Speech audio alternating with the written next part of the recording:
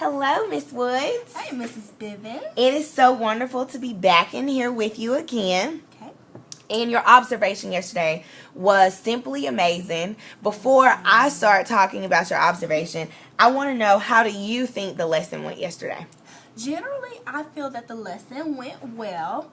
I felt that students were engaged, and I really felt that we got a good start to our historical fiction unit, and I got them to a point where they're going to be excited about what is to come, and we're going to be able to refer back to a lot that we talked about during that lesson. So I think it went Excellent. well. I agree. I completely agree. It was a great lesson. What do you think was one of your strengths, or what do you think was the strength within that lesson? Well, one of the strengths I think was bringing in other connections to not only text that we had read, but even experiences that students have had with field trips, but bringing in connections, because I feel that anytime a student can make a connection to content, it helps them to go deeper, and it helps them to better learn and absorb the new material that is to come. So I think just bringing in connections and references and letting students make those connections in a meaningful way was really a strength, and one reason that I felt that it went well. I completely agree. I really loved how the kids were able to make the connections to slavery, to the Civil War, and even to what the social studies teacher, Miss Hendricks, is teaching right now. So, and the kids were even able to make connections to previous articles. Right. So, and they made sure that they really were oral and voicing that, and they were very excited about the lesson yesterday because it was something that they could draw prior knowledge on. Absolutely, I agree. So, what do you think, there was something that you could have improved on within the lesson? What do you think? Oh my goodness. You know, sometimes the pacing is a struggle. I wish that I would have perhaps maybe, well, I don't know. I say pacing because I felt maybe that we spent too much of our time in the whole group setting, and perhaps I should have allotted more time to the actual breakout where students were actually interacting and engaging with the selected text with their small group. So looking back, I think I would have looked at another way to pace it, to maybe give them more time and less time with me. I don't know. I'm still uncomfortable with the pacing, but at the same time, I felt like it was meaningful.